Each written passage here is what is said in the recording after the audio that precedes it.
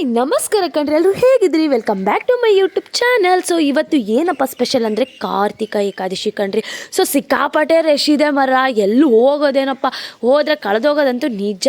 So ನೆನ್ನೆ ನಾವು ಶನಿ ಶಿಗ್ನಾಪುರ ಶಿರಡಿ ದೇವು ಆಳಂದಿ ಅನ್ನೋ ಎಲ್ಲ ಪುಣ್ಯಕ್ಷೇತ್ರಕ್ಕೆ ಹೋಗಿ ರಿಟರ್ನು ಬೆಳಗಿನ ಜಾವ 3 ಗಂಟೆಗೆ ಪಂಡ್ರಾಪುರದಲ್ಲಿ ಇದ್ದೀವಿ.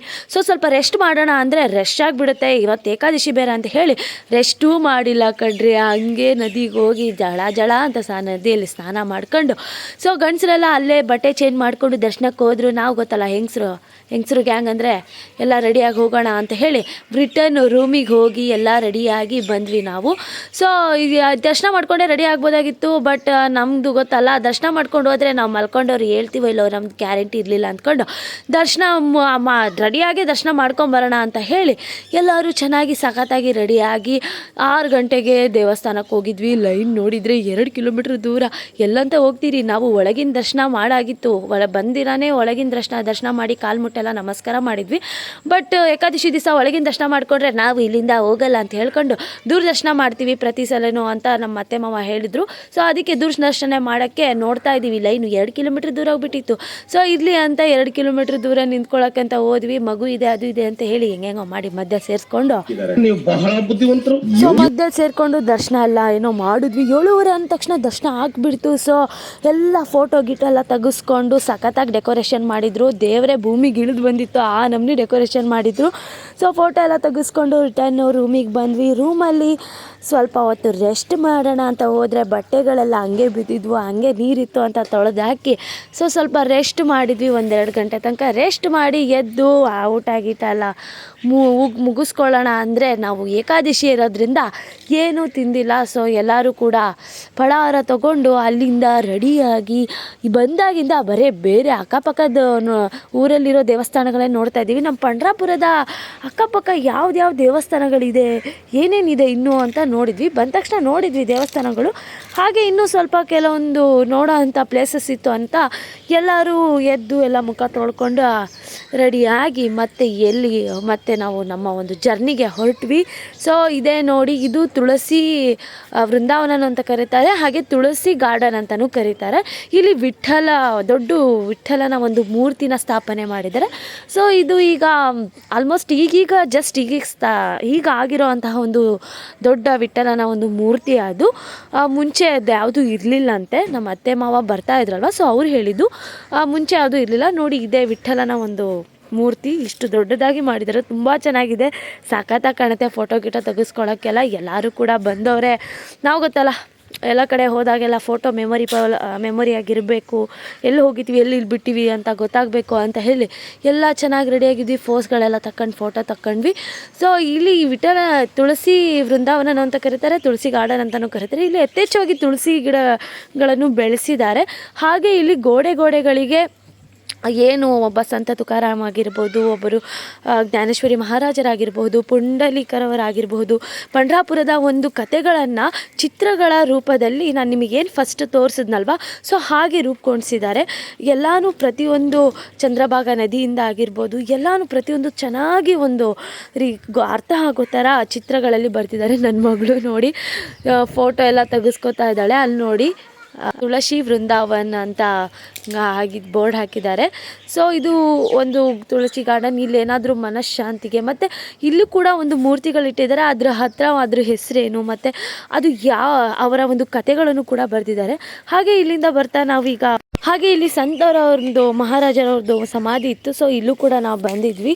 ಇಲ್ಲಿ ಎಲ್ಲ ದೇವರುಗಳ ಮೂರ್ತಿಗಳು, ಹಾಗೆ ಎಲ್ಲ ಆಲ್ಮೋಸ್ಟ್ ಇಲ್ಲಿ ಜಾಸ್ತಿ ಈಶ್ವರನ ಒಂದು ಲಿಂಗದ ಒಂದು ಪ್ರತಿಮೆಗಳೇ ಜಾಸ್ತಿ ಇರೋದು. ಸೊ ನನ್ನ ಸಣ್ಣ ಮಗಳಿಗೆ ಅಲ್ಲೇ ಬಿಟ್ಟು ನನ್ನ ದೊಡ್ಡ ಮಗಳಿಗೆ ಮಾತ್ರ ಕರ್ಕೊಂಬಂದೆ, ಅವಳು ಮಲಗಿದ್ಲು. ಸೊ ನೋಡಿ, ಇವರು ನಮ್ಮ ಒಂದು ಸಂತ ರಾಮ ಆಗಿರ್ಬೋದು, ಹಾಗೆ ಕೃಷ್ಣ ಆಗಿರ್ಬೋದು, ಪ್ರತಿಯೊಂದು ವಿಠ್ಠಲ ರುಕ್ಮಿಣಿ ದೇವಸ್ಥಾನ, ಒಂದೊಂದು ದೇವರ ಮೂರ್ತಿಗಳನ್ನು ಚೆನ್ನಾಗಿ ಇಟ್ಟಿದ್ದಾರೆ. ತುಂಬ ಖುಷಿ ಆಯಿತು ನೋಡಿ. ಇಷ್ಟು ನಮ್ಮ ಒಂದು ಪಂಡ್ರಾಪುರದಲ್ಲಿ ಈ ಒಂದು ಸ್ಥಳದಲ್ಲಿ ಎಲ್ಲ ರೀತಿಯಾದಂತಹ ಎಲ್ಲ ಮುಕ್ಕೋಟಿ ದೇವತೆಗಳ ಒಂದೊಂದು ಮೂರ್ತಿಗಳನ್ನು ಕೂಡ ಇಟ್ಟಿದ್ದಾರೆ. ಇದು ನೋಡಿ, ಶಿವ ಆಗಿರ್ಬೋದು, ಹಾಗೆ ಹಲವಾರು ಒಂದು ಮೂರ್ತಿಗಳನ್ನು ಇಟ್ಟಿದ್ದಾರೆ. ಸೊ ಬರೀ ಅದೇ ದೇವರುಗಳ ಮೂರ್ತಿಗಳೇ ಇಟ್ಟಿದ್ರು. ಹಾಗೆ ಚೆನ್ನಾಗಿ ಕಾಣ್ತಾ ಇತ್ತು ಅಂತ ಎಲ್ಲನೂ ಒಂದು ಸಣ್ಣದಾಗಿ ಒಂದು 10 ನಿಮಿಷದಷ್ಟು ಒಂದು 10 ನಿಮಿಷ ಅಲ್ಲ, ಒಂದು 2 ನಿಮಿಷ ಅಷ್ಟು ವಿಡಿಯೋ ಮಾಡ್ಕೊಂಡಿದ್ದೆ. ನಮ್ಮ ಒಂದು ಆಗಿನ ಕಾಲದ ಫ್ರೀಡಮ್ ಫೈಟರ್ಸ್ಗಳಾಗಿರ್ಬೋದು ಎಲ್ಲನೂ ಕೂಡ ಇದೆ. ಆಲ್ಮೋಸ್ಟ್ ಇಲ್ಲಿ ಇದು ಈಶ್ವರನ ಒಂದು ವಿಗ್ರಹಗಳೇ ಜಾಸ್ತಿ. ಹಾಗೆ ಈಗ ನೆಕ್ಸ್ಟು ನಾವು ಶಾಪಿಂಗಿಗೆ ಹೋಗೋಣ ಅಂತ ಎಲ್ಲರೂ ಡಿಸೈಡ್ ಮಾಡ್ಕೊಂಡ್ವಿ. ಸೊ ಇವತ್ತೇ ಲಾಸ್ಟು, ನಾಳೆ ಮತ್ತೆ ರಿಟರ್ನ್ ನಮ್ಮ ಊರಿಗೆ ಹೋಗಬೇಕು ಅಂತ ಇವತ್ತೆಲ್ಲ ಶಾಪಿಂಗ್ ಮಾಡ್ಕೊಳ್ಳೋಣ ಅಂತ ಹೇಳಿದ್ವಿ. ಸೊ ಈಗಾಗಲೇ 5 ಗಂಟೆ ಆಯಿತು, ಬೇಗ ಹೋಗೋಣ ಅಂತ ಇಲ್ಲೇ ಹಾಗೆ ಸ್ವಲ್ಪ ನೋಡಿಕೊಂಡು ನಾವೆಲ್ಲ ರಿಟರ್ನ್ ರೂಮಿಗೆ ಹೋದ್ವಿ. ರೂಮಿಗೆ ಹೋಗೋದು ಬೇಡ, ಹಾಗೆ ಶಾಪಿಂಗ್ ಮಾಡಿಕೊಂಡೆ ರೂಮಿಗೆ ಹೋಗೋಣ ಅಂತ ಡಿಸೈಡ್ ಮಾಡ್ಕೊಂಡ್ವಿ. ಬಟ್ ನಾವು ಈಗ ಇರೋ ಪರಿಸ್ಥಿತಿ, ಈಗ ಈ ಮಕ್ಕಳಿಗೆಲ್ಲ ಕಟ್ಕೊಂಡು ಹೋಗ್ಬಿಟ್ರೆ ನಮ್ಮ ಮಕ್ಕಳು ಅಲ್ಲಿ ನಮಗೆಲ್ಲ ಸರಿಯಾಗಿ ಮಾಡ್ತಾರೆ ಅಂಥೇಳಿ, ಸೊ ಅದಕ್ಕೆ ಮಕ್ಕಳಿಗೆಲ್ಲ ರೂಮಲ್ಲಿ ಮಲಗಿಸಿ ರೆಡಿಯಾಗಿ ಶಾಪಿಂಗಿಗೆ ಹೋಗೋಣ ಅಂತ ಡಿಸೈಡ್ ಆದ್ವಿ. ಸೊ ಎಲ್ಲರೂ ರೂಮ್ ಕಡೆ ಪ್ರಯಾಣ ಬೆಳೆಸಿದ್ವಿ. ಹಾಗೆ ಶಾಪಿಂಗಿಗೆ ಹೋಗೋಣ ಅಂತ ಹೇಳಿ ಎಲ್ಲ ಮಕ್ಕಳಿಗೆಲ್ಲ ಮಲಗಿಸಿ ಡ್ರೆಸ್ಸೆಲ್ಲ ಚೇಂಜ್ ಮಾಡಿ, ಅದೇ ಡ್ರೆಸ್ಸಲ್ಲಿ ಹೋದರೆ ಯಪ್ಪ ಶಾಪಿಂಗ್ ಮಾಡೋಕ್ಕಾಗಲ್ಲ ಅಂತ ಹೇಳಿ ಹಾಗೆ ಮಾಮೂಲಿ ಒಂದು ಚೂಡಿದಾರ ಹಾಕ್ಕೊಂಡು ಶಾಪಿಂಗಿಗೆ ಹೋದ್ವಿ. ಸಿಕ್ಕಾಪಟ್ಟೆ ಚೆನ್ನಾಗಿ ಎಲ್ಲನೂ ಹಾಕಿದ್ರು, ನೋಡಿದ್ರೆ ಎಲ್ಲನೂ ತೊಗೊಂಬಿಡೋಣ ಅನ್ನಿಸ್ತಾ ಇತ್ತು. ಸೊ ನೋಡೋಣ ಏನೇನು ತೊಗೊಳ್ಳೋಣ ಅಂತ ಹೋಗ್ತಾ ಇದ್ವಿ ಶಾಪಿಂಗಿಗೆ. ಇದೆಲ್ಲ ನೋಡಿ ಕ್ಲಿಪ್ಸ್ಗಳೆಲ್ಲ ಹಾಕಿದ್ದಾರೆ. ಆಲ್ಮೋಸ್ಟ್ ಇಲ್ಲೂ ಕೂಡ ನಾನು ರೇಟ್ ಕಮ್ಮಿ ಇರುತ್ತೆ ಹಾಗೆಲ್ಲ ಅಂತ ಅಂದ್ಕೊಂಡಿದ್ವಿ. ಬಟ್ ಇಲ್ಲಿ ಏಕಾದಶಿ ಇರೋದ್ರಿಂದ ಸಖತ್ತಾಗಿ ರೇಟ್ ಮಾಡಿದರು. ಎಲ್ಲನೂ ಕೂಡ ಕಾಸ್ಟ್ಲಿನೇ ಇತ್ತು. ಅಲ್ಲಿ ಅಕಸ್ಮಾತ್ ಏಕಾದಶಿ ಇರಲಿಲ್ಲ ಅಂದಿದ್ರೆ ಜನಸಂಖ್ಯೆ ಕಮ್ಮಿ ಆದಾಗ ರೇಟ್ ಕೊಡ್ತಿದ್ರೇನೋ, ಬಟ್ ಈಗ ಮಾತ್ರ ತುಂಬಾ ರೇಟ್ ಮಾಡಿದರು. ಸೊ ಇಲ್ಲಿ ಕುರ್ತೀಸ್ ಎಲ್ಲ ಹಾಕಿದ್ರು, ತುಂಬ ಚೆನ್ನಾಗಿದ್ವು ಕುರ್ತೀಸ್ ಎಲ್ಲ. ನೋಡ್ತಾ ಇದ್ದಾರೆ ನೋಡಿ, ಕುರ್ತೀಸ್ ಎಲ್ಲ ತುಂಬ ಚೆನ್ನಾಗಿದೆ. 300 ರೂಪಿ ಅಂತ ಹೇಳಿದ್ರು. ಸೊ ಎಲ್ಲ ನೋಡ್ತಾ ಇದ್ರು ಕುರ್ತೀಸ್ ಎಲ್ಲ. ನಾವು ಆ ಕಡೆ ಈ ಕಡೆ ಅಂತ ನೋಡ್ತಾ ಇದ್ವಿ. ಅದು ಶಾಪಿಂಗಿಗೆ ಬಂದರೆ ಲೇಡಿ ಗ್ಯಾಂಗ್ಸೇ ಬರಬೇಕು ಕಣ್ರಿ. ಗಂಡು ಮಕ್ಕಳಂತೂ ನಿಜವಾಗ್ಲೂ ಹೆಣ್ಮಕ್ಳ ಜೊತೆ ಬರಲ್ಲ.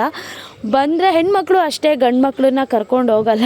ಯಾಕಂದರೆ ಹೆಣ್ಮಕ್ಳು ಗಂಡು ಮಕ್ಳಿಗೆ ಕರ್ಕೊಂಡು ಹೋಗ್ಬಿಟ್ರೆ ಅವ್ರು ಮಾಡೋ ಅವಸರಕ್ಕೆ ಶಾಪಿಂಗ್ ಮಾಡೋಕ್ಕೆ ಮನಸ್ಸಾಗಲ್ಲ.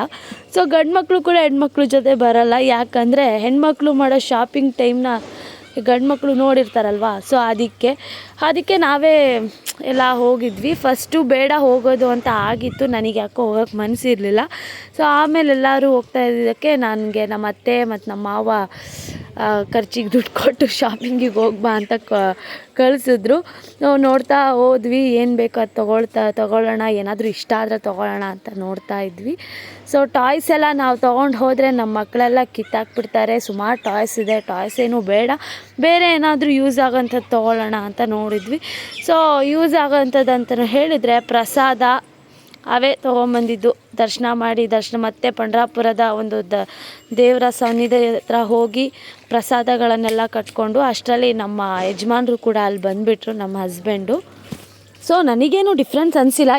ಎಲ್ಲ ಜಾತ್ರೆಗಳಲ್ಲಿ ಹಾಕಿರೋ ಥರನೇ ಎಲ್ಲನೂ ಹಾಕಿದ್ರು. ಸೊ ಇಲ್ಲೂ ಕೂಡ ಏನಾದರೂ ರೇಟು ಕಮ್ಮಿ ಸಿಗುತ್ತೆ ಅಂತ ಹೇಳಿ ಬಂದಿದ್ವಿ. ಬಟ್ ರೇಟ್ ಮಾತ್ರ ಸಿಕ್ಕಾಪಟ್ಟೆ ಕಾಸ್ಟ್ಲಿನೇ ಇತ್ತು ಬಿಡ್ರಿ. ಇಲ್ಲಿ ಮಸಾಲೆ ಐಟಮ್ಗೂ ರೇಟು ಕಮ್ಮಿ ಸಿಗುತ್ತೆ ಅಂತ ನಮ್ಮ ಅತ್ತೆ ಮಾವ ಹೇಳ್ತಾಯಿದ್ರು. ಪ್ರತಿ ವರ್ಷವೂ ಅವರು ಪಂಡ್ರಾಪುರದಿಂದನೇ ಚಕ್ಕೆ ಲವಂಗ ಎಲ್ಲ ತೊಗೊಂಬರ್ತಾಯಿದ್ರು. ಸೊ ನಾನು ರೇಟ್ ಕಮ್ಮಿ ಇರುತ್ತೆ ಅಂತ ಕೇಳಿದ್ರೆ, ಬಟ್ ಇಲ್ಲ ಕಣ್ರಿ, ರೇಟ್ ಸಿಕ್ಕಾಪಟ್ಟೆ ಹೈ ಇತ್ತು.